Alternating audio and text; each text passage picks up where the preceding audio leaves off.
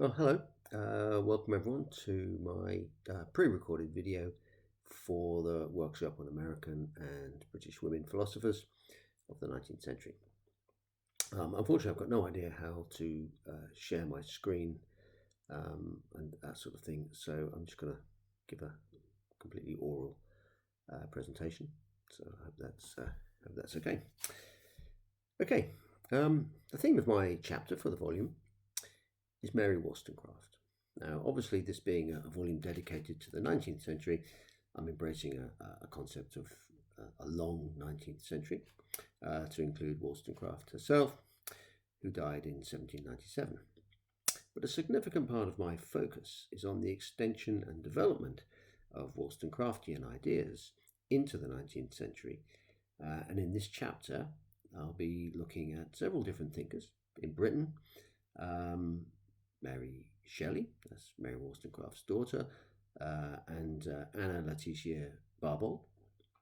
In the United States, Nancy Kingsbury Wollstonecraft, that's Wollstonecraft's sister-in-law, as well as Harriet Jacobs and Ida B. Wells. That's my plan, at least. There's obviously quite a lot of names to cover in a 7,000-word chapter, even more for a sort of 15-minute presentation. I think this probably will go on more like 20 minutes, so I apologise for that. That's a lot of names to cover in a short time span or word length. So my plan for the chapter, certainly, is to keep my scope as tight and restricted as possible, focusing on just a few core themes that we find in Wollstonecraft and briefly examining how these were extended and developed by those who followed.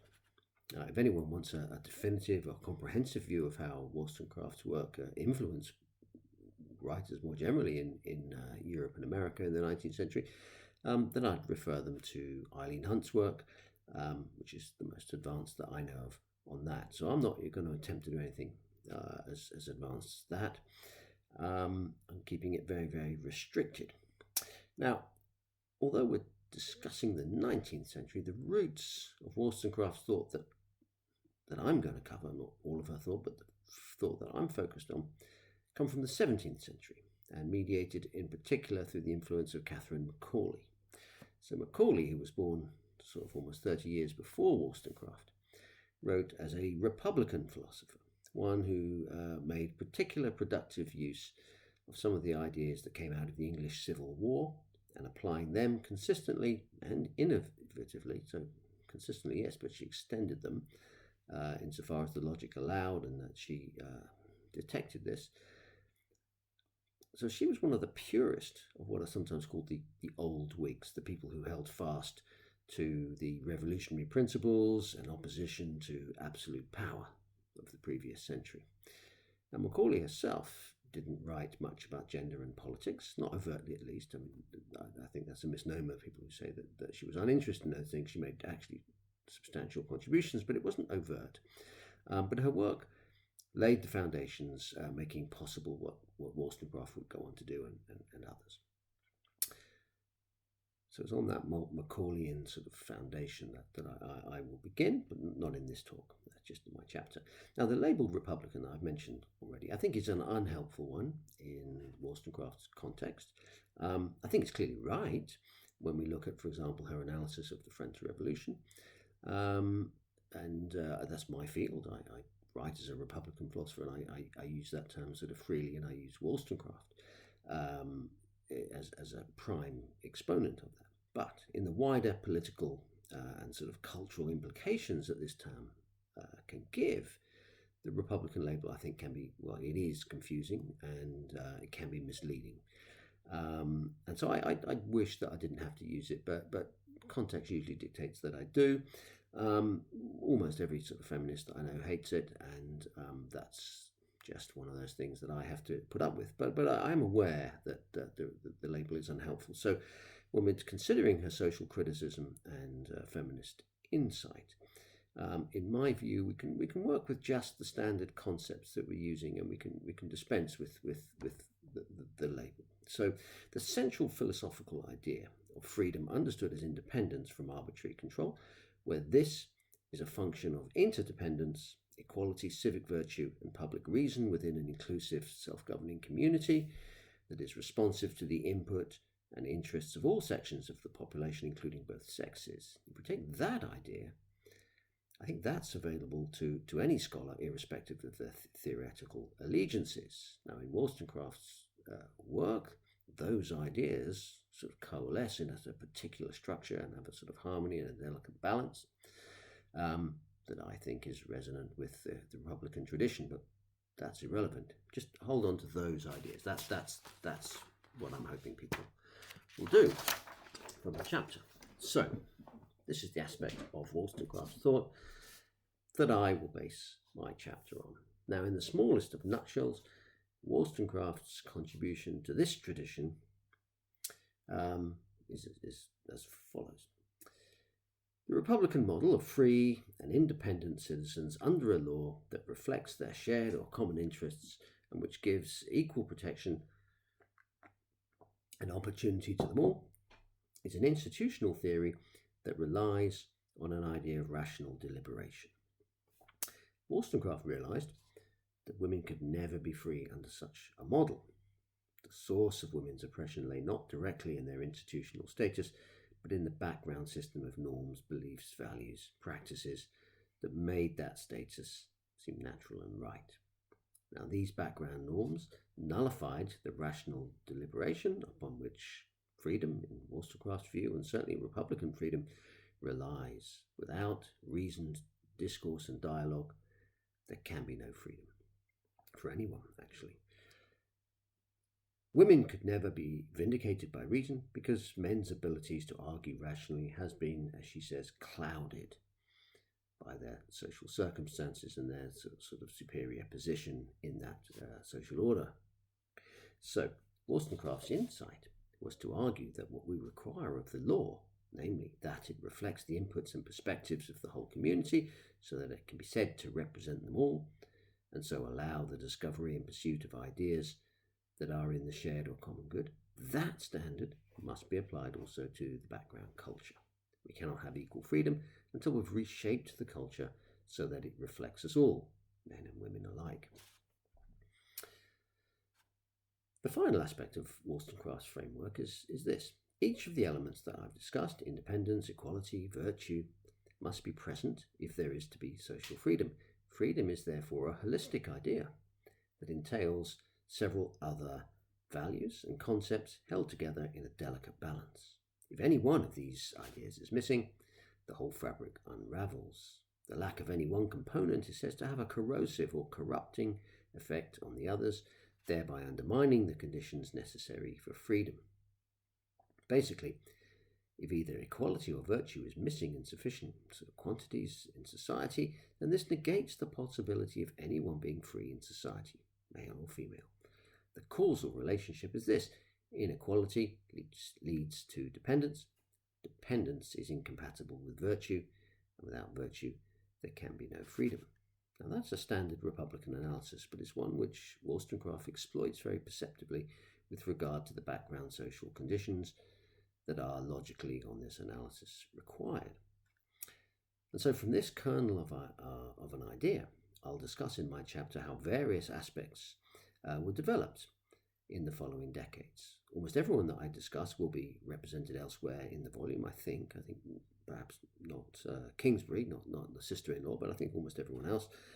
And they'll be covered much better in the volume by everyone else because those are dedicated chapters to those people. So, for example, I know Eileen is writing about Shelley. I think we're going to hear from her tomorrow as well. That chapter will doubtless be a classic. And what she writes is just head and shoulders above, I think, what anyone else was writing about Shelley on political philosophy. So, from my part, all I'm intending to do is take one very small snapshot of a single aspect of Shelley's work as it relates to just one element in Wollstonecraft's legacy. So it's very, very sort of focused and restricted.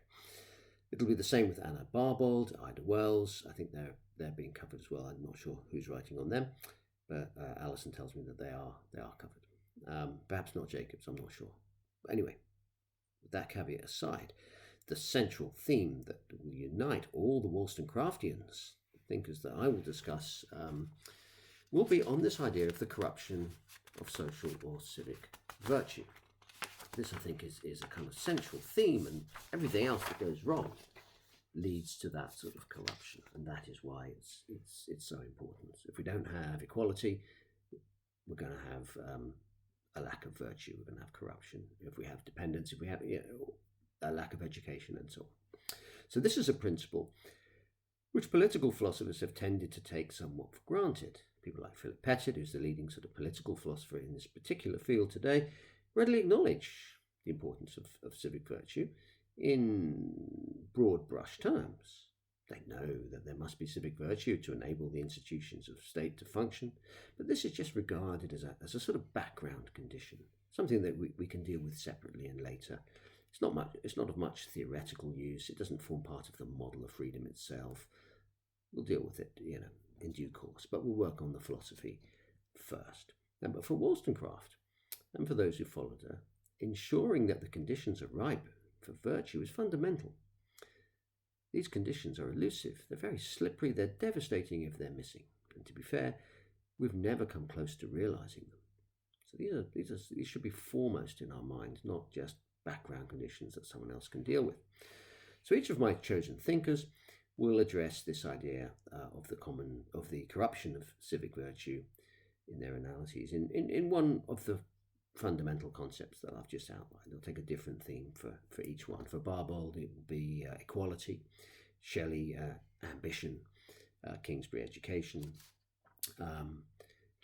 Jacobs and Wells. I've yet actually to decide precisely what angle to take with those. That probably doesn't make for a riveting presentation when I admit that a quarter of what I'm going to do is undone. But this is one of my primary tasks for the summer. I'm working on a short book proposal for Jacobs at the moment, and I'll be thinking about the chapter in relation to that. There's a lot to choose from. I'm not certain exactly which direction I'll go when it comes to developing Wollstonecraftian themes. One of the ideas I find very promising concerns prejudice and the resulting effect that it has on the corruption of public reason. It's visceral, it's deeply ingrained, and it clouds the way we think at an emotional as well as a sort of cognitive level.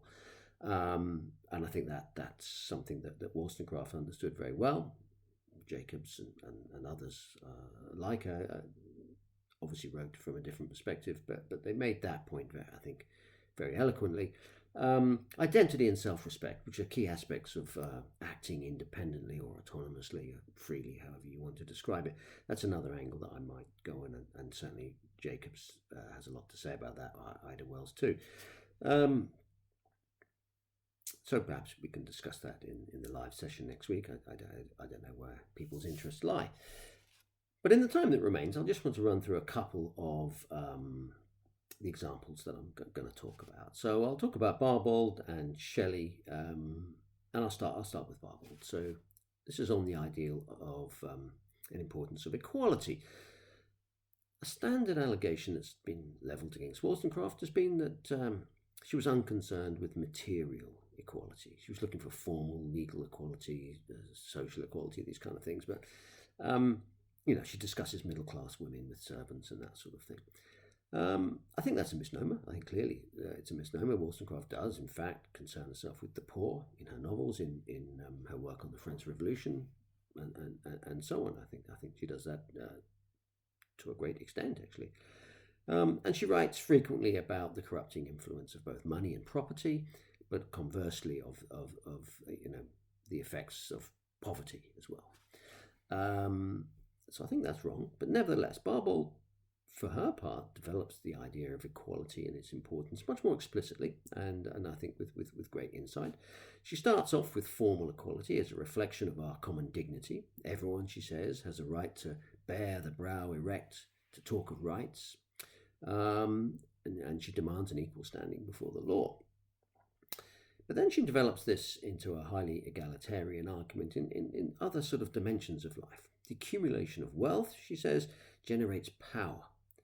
And here begins the mischief, for power embarks and confines the riches which otherwise would disperse and flow back in various channels to the community at large.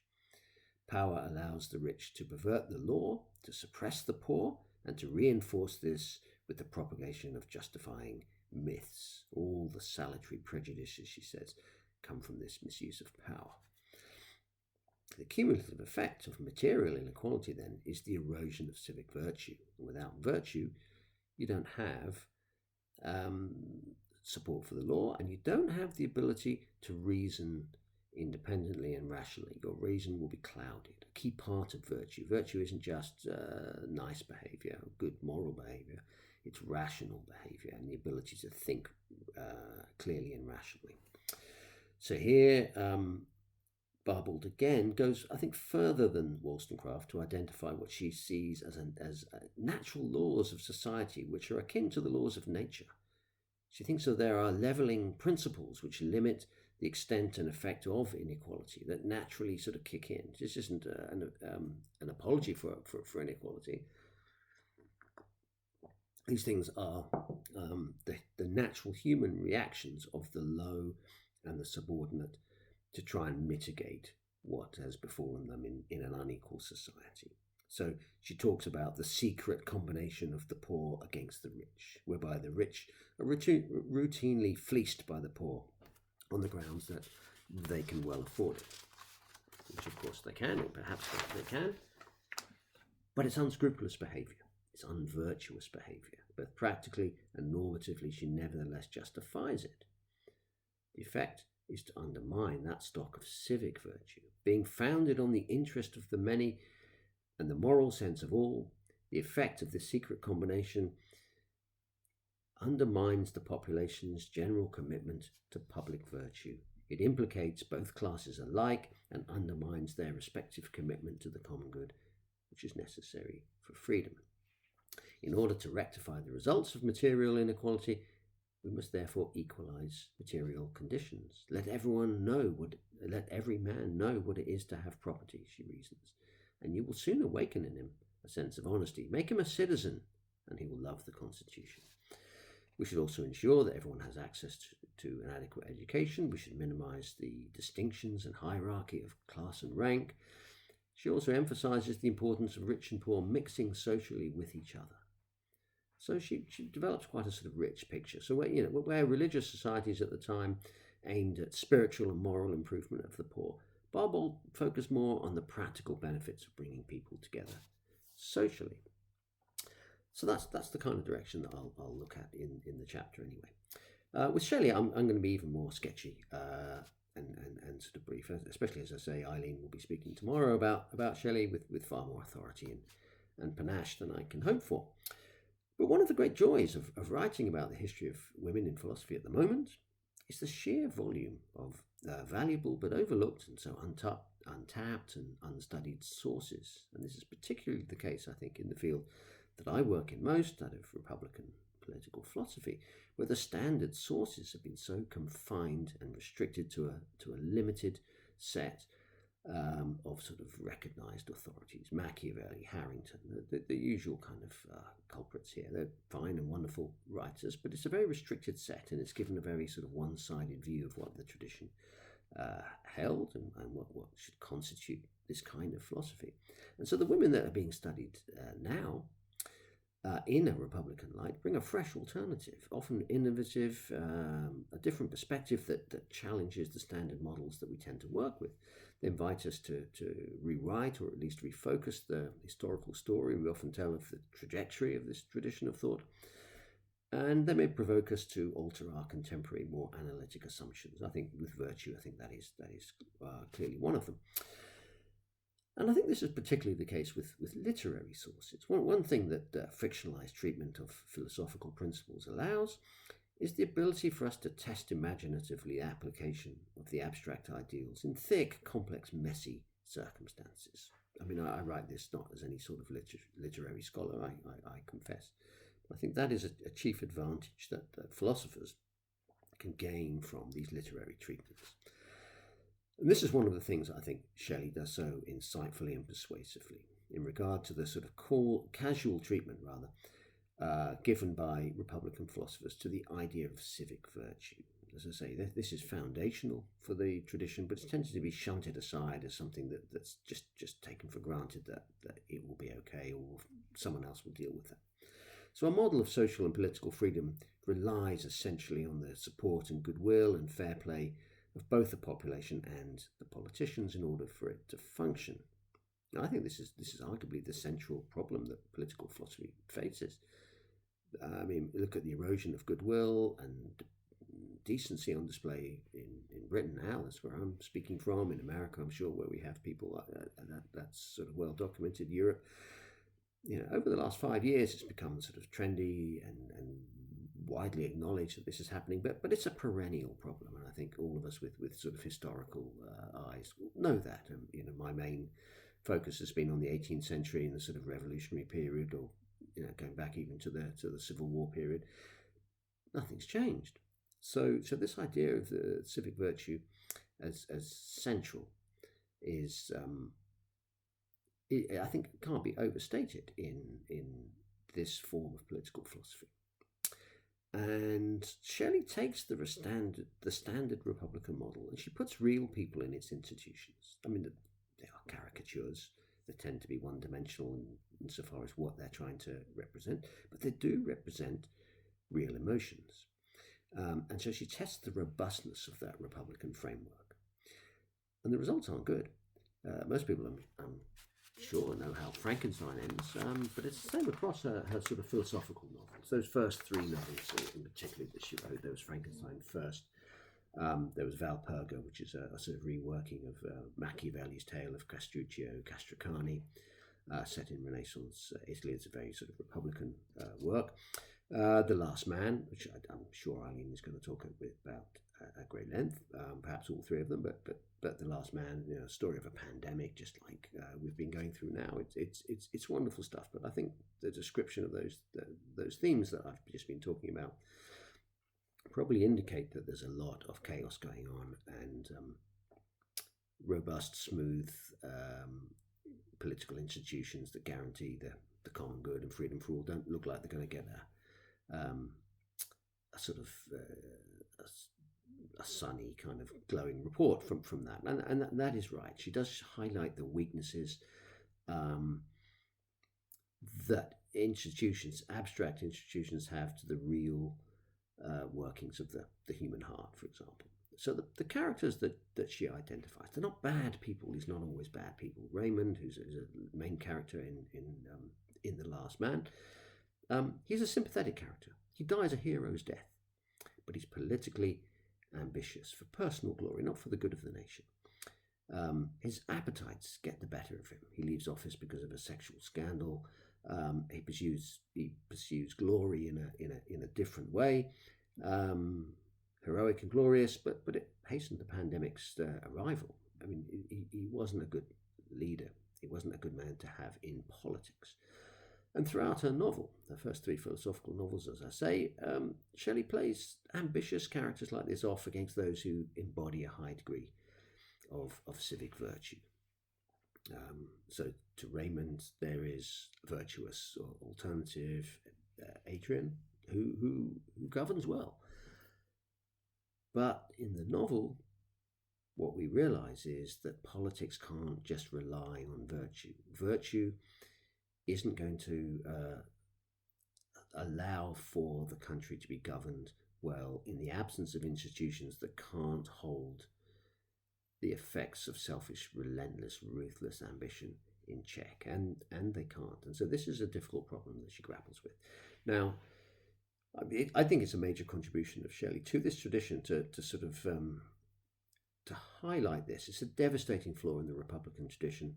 It remains to this day almost completely untheorized. And it builds on the foundation that her mother began. Now, I'm out of time. I think I've gone over my 20 minutes was what I allowed myself. I can see from my clock it's catching up to 24. So I'm not going to go into any detail about Shelley. I'm just giving a flavour now of what will be in the chapter. I'm just going to have to stop there. I look forward to discussing some of these ideas, I hope, in the discussion we have. I think I'm more looking forward to discussing everyone else's presentation. So it's going to be fun, I hope. And I look forward to seeing you all. Brilliant. Thanks for watching. Okay, bye.